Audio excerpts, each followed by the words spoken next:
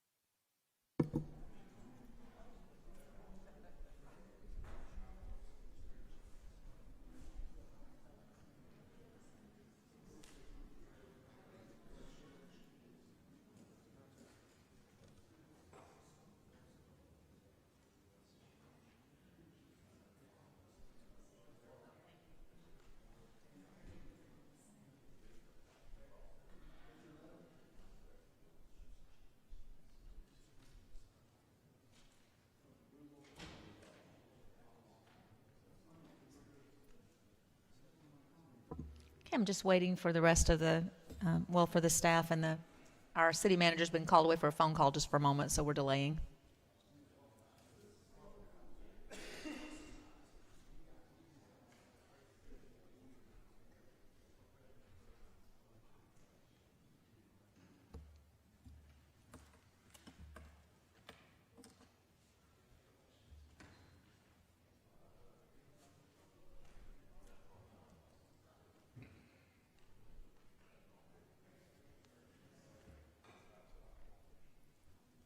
Thank you for that, Rob. Appreciate it.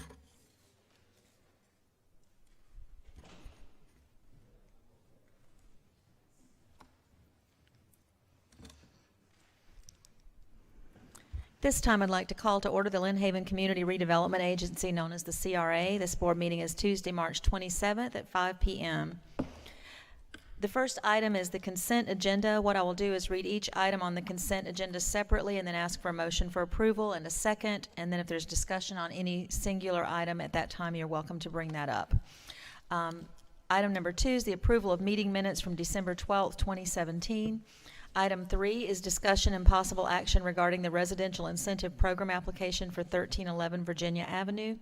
Item number 4, discussion and possible action regarding the residential incentive program application for 1313 Virginia Avenue. Item number 5, discussion and possible action regarding the residential incentive program application for 1315 Virginia Avenue. And item number 6, discussion and possible action regarding the residential incentive program application for 713 Indiana Avenue. Is there a motion for approval? Second. There's been a motion and a second. Are there any questions about any of these items from the commission?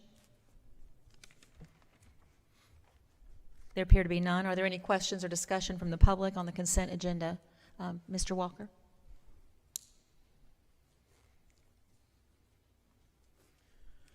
Rich Walker, 1106 Michigan Avenue. I'm here as a citizen, not representing as part of the advisory board. I just want to make notice on the consent agreement dealing with the residential incentive applications, okay? It was remarked a long time ago by the citizenry about this program that it would reach a cap. There was no cap at all with it, and there was no discussion as to probably putting a cap on it. But you'll notice item 3, item 4, item 5, they're all the same developer. It's a developer, and you're giving him an incentive program to deal with him to build a house. You're paying for him. As soon as he gets finished with the building of it, he sells it. That's no tax increase to the owner of the piece of property. They don't get any tax write-off. He gets the tax write-off, and he's gone. So, and you will notice that in the last meeting of the CRA Advisory Committee, they are increasing the amount of money for this program. That was under discussion, and we didn't get a chance to finish it. But just want to point out that this was one of the fallbacks that would be going in the incentive program that the citizens noticed when it first came up. There's no cap on it. Each individual, it could be 1 to 20, 25, 30, it could be 50. developers coming in and doing this. And you see it there, 1, 2, 3. And that's my point of comment as a citizen. Okay, thank you. Are there other comments or questions? Mayor, One moment, Commissioner Russell. yeah, thank you, Mayor. It's my understanding that, that only one applicant can apply 3 times in a year. So he does these 3s, but he's limited and can't do it again until another calendar year has started. So there is a limit on how many times. He can't come in here and do 50 lots in 1 year and get the fee for each lot. Am I not correct, Ben? Thank you. Thank you, Commissioner Russell. Mrs. Walker?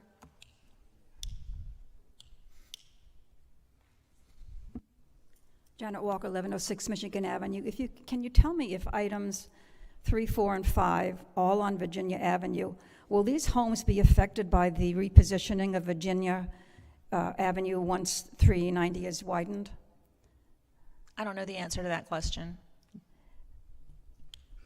Not even sure I understand the question, but Ben, Okay, Tennessee is dead-ending at 14th Street once Right. 390 is widened.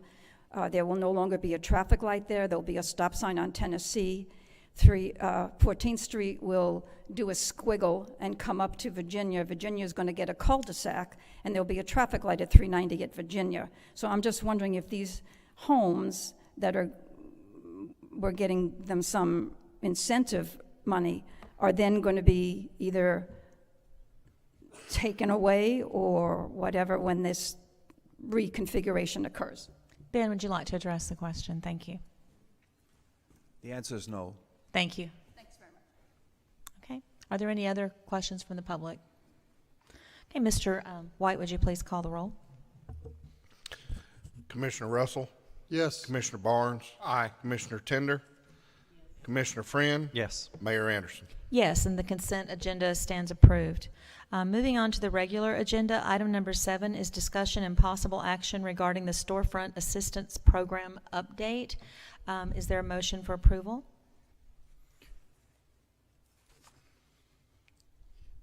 Mayor, if I may. I was just asking for a motion and a second before we discuss. Okay. It doesn't mean you have to vote, just, Sure. just So a I'll make a motion. motion so we can have the discussion. Thank you. Is there a motion for discussion and possible action? So moved. Second. Thank you. There's been a motion on the floor, so Commissioner Russell, go ahead. I still have issues with the word dollar for dollar match. I mean, as I read the application, if I read where it says that, and even it says grants are on a dollar for dollar match, that makes me believe that if I spend $1, the city's going to give me $1. And it says, of course, it says up, but not to exceed 50% of the total cost of the project. But still, the dollar to dollar for me gives me the feeling that I'm going to get the money if I spend it. Okay. Ben, would you like to address that at all or not? It's just if you'd like to. If you think you have something you could add or... Well, I would just like to mention that at our last the board meeting in November, the CRA board had asked me to reach out to the city attorney to go over the language of this form. What you see here today is the recommended update from the city manager, from the city attorney. If there are specific sentences that the CRA board may not like, we can. A possible answer could be to get this application form approved with the certain changes that are being discussed today. Did you want to? Sure. And Mayor, just to clarify and just to kind of review the changes that Ben and I made, we really, the biggest change is we kind of encouraged everybody to make a pre-application. And so we didn't have the situation where someone went ahead and billed and thought that this was something that they should be entitled to, and then they find out that they're not. So there's a pre-application built in where there's a meeting with the CRA director to review if they qualify for the plan. and then that can come to the commission as kind of a pre-award to let them know that, yeah, we think there's going to be money, we're going to plan it, and the city can then budget for that. And then when it's done, it's verified by the CRA director and comes back for final approval. And the reason why there's a separate final approval is because, budgetary issues could have changed during that time frame. So the commission does retain the flexibility to deny something in the future. But at least if there's a pre-application, you can plan for it, and hopefully would avoid those problems. As far as the dollar for dollar, that's just a 50-50, 50 grant, and there's maximums up there. We can remove that language if you think that's still confusing. I would like to just say that I think because of the fact that you have a maximum listed, that the dollar for dollar is pretty clear. I mean, you can't go over the maximum, and you have the flexibility to accept it or not accept it with the pre-application and the discussion. So I don't really see that, I don't see that there's a misunderstanding, but I'm certainly open to listen to more. If I may, Mayor, all I'm saying is, as a citizen, if I was to do this application and I knew that I spent $100,000 to remodel something, from reading this application, I would expect this board to give me $25,000 because it says dollar for dollar match up to 50%, but the maximum is $25,000. If you take out the dollar for dollar, then there's no expectation, in my opinion. They're not going to expect to get that money.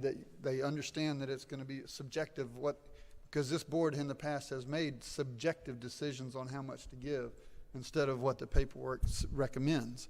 But again, I'm one of five. It's just as a layman, to me, this implies that you're going to match them dollar for dollar. Okay. Does anyone else on the board have a similar feeling or a similar opinion with Commissioner Russell, or do you have a different opinion you'd like to share? Or? I do. I kind of tend to agree with them because of the way it's worded. Okay. It does say that for every dollar the property owner puts in storefront improvements, the CRA will put in $1. But then it does say cannot exceed 50% of the total cost. Yeah. Yeah, Well, go ahead. I mean, it's easy to, I just eliminated some words in that second paragraph. It could just say, grants are made, and then remove all the language from on a dollar for dollar match up to storefront improvements, and then the CRA will put in $1. Take all that out, and so the final language could be, grants are made for storefront improvements, but cannot exceed, and then that language. And then I wanted to ask the city attorney too, what you said before, that they will fill out this application with the understanding that it's going to come before us to see if we have the funds available. Is that right? Is that stated anywhere, or do they think that when they fill this out, they might not get it because we might not have the funds? It's, if you look about midway down through that third paragraph, it says costs for maintaining the building are qualified, and then it says owners desiring to obtain preliminary approval for a grant shall submit a preliminary application with the budget and project plans to CRA director for consideration by the CRA board. And so that's the language. There's also in the other portion, there's a timeline in there, or maybe that's there's a timeline that shows the preliminary grant process. It's not absolutely required that they submit preliminarily, but they take the risk that the commission will not either be out of money or not approve it. And so really it is, if the purpose is to incentivize them and for them to know what to expect, then this preliminary process should hopefully resolve all those issues, so you don't have the issue we had before. We had a builder who came in expecting something and then came up to the commission and realized, I might not be able to get this. Would there be a possibility of maybe changing the words owners desiring to owners should obtain, or even owners must obtain? Could we? You can change that to a shall. I mean, that's very simple. Any comment or discussion from the board, or? Mayor, if I may. Or The only thing I would add, Mayor, though, is that there's always a possibility that someone won't know about the grant, go forward, build it, and realize they could qualify for it, and then come to the commission and ask for money. And if it's a shall and they didn't go through that process, you all should turn Got them it. down if you Got it. want to have that flexibility. Maybe a should? Should? what about this? What if you said owners desiring to obtain preliminary approval for a grant are encouraged to submit a preliminary application with a budget, blah, blah, blah, blah, blah. I like that a I lot. think that's good. Without preliminary application, you risk you run the risk of being disproved if there's money not available. Mm-hmm. I'm good. I'm sorry, Mayor. Go ahead. I think we're all leaning in the same direction of clarity. If we can take out the dollar for dollar match like the city attorney says, yes, I'm good with the rest of it. Okay. So Rob, could you read your language with the dollar for dollar? Sure. The clean language would be grants are made for storefront improvements, comma, but cannot exceed the lesser of 1 and then 2. Okay. So- I have no issue with that. That's very clear. It says the same thing. It just it removes some extra language. And then the other one was owners desiring to obtain approval for a grant are encouraged to submit a preliminary application. Yeah, owners desiring to obtain preliminary approval for a grant are encouraged to submit a preliminary application with a budget and project plans, so forth.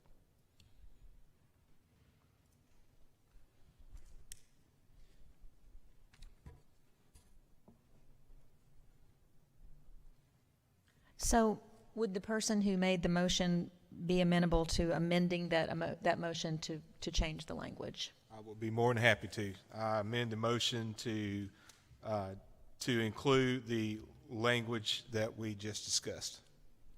And is there a second? Yes. Okay, so there's been a motion to amend the language to what we just said, or what the attorney just said, and there's been a second. Is there any further discussion from the board? Are there any comments or questions from the public? Mr. Walker? Rich Walker, 1106 Michigan Avenue. This problem was given to the CRA Advisory Committee Board. It was brought to them. They had to make the decision as to arbitrate between a very expensive mistake that was in this storefront thing. We recommended that this be reviewed and be brought back to that committee for approval. It was not. What you're relying on here, and Mr. Russell is correct, this is a lot of gobbledygook in here that leads to confusion. Why can't you just make it simple? Why can't you just tell them you can submit for $25,000? You might not get it. Dancing around the subject causes confusion. That cost us a lot of money and cost us a lot of embarrassment in the community. I think what you should do is rewrite it, make it plain, and submit it back to the committee who brought this first to you. And let them take a look at it and make sure the common people understand, like Mr. Russell is trying to point out. It has to be plain. You So can't, can I ask a question? Sure. sir. Commissioner Barnes, go ahead. Based upon the recommended changes, what's not clear about this? it's not clear because the application states, as Mr. Russell said, $25,000, et cetera, period. It states that. It should say $25,000, inclusive of the architectural designs and everything like that, with a caveat that you can submit this plan, you might not get it. Well, that caveat is in there. I didn't see it there. I didn't see the change. Mr. Walker, thank you for your comments. And Commissioner Barnes, did you still have further questions for I'm Mr. good. Walker? I'm Okay, good. thank you very much. Does anyone else on the board have any further comments or questions? Anyone else from the public have a comment or question? Okay, Mr. White, would you please call the roll? Commissioner Barnes, Aye. Commissioner Russell, Yes. Commissioner Friend, No. Commissioner Tender, No. Mayor Anderson. Yes. Stands approved with 3-2, correct? Thank you very much. Moving on to item number 8. This is discussion and possible action regarding the approval of the Lynn Haven CRA Annual Report Fiscal Year 2016-2017. Before I ask for a motion and for discussion and possible action, is there a staff report regarding the budget? Thank you. This is a housekeeping item. Once a year, each CRA in the state of Florida has to draft an annual report, which has to be approved by the board. This report summarizes the activities, the project that I've focused on over the last couple of months for the fiscal year 2016 and 17. And it also gives an overview over the financials of the CRA. We started our fiscal year with a beginning balance of $627,735, received revenues in the amount of $303,962, and expended $381,840, which leaves us with a ending balance of $549,857, and that was at the end of the fiscal year. That was the end of when? The fiscal year. Thank you. So staff is requesting approval of this report as presented. Okay. Is there a motion for possible action regarding the approval of the Lynn Haven CRA fiscal report for the year 2016-2017? I move approval. Second. There's been a motion for approval and a second. Is there any further discussion from the board or questions? Are copies of this available, or They're black and in the white copies? In the packet. Oh.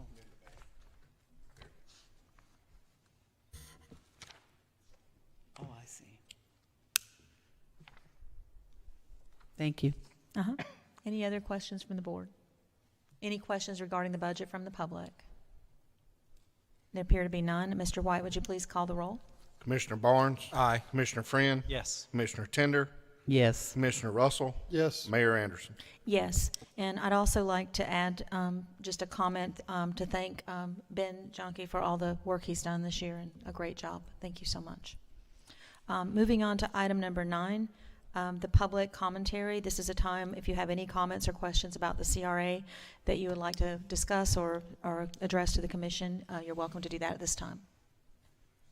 Anyone? Okay, thank you. The CRA, then the board meeting is now adjourned, and we will resume at 6:00 p.m. with our regularly scheduled Lynn Haven City Commission meeting. Thank you so much for coming.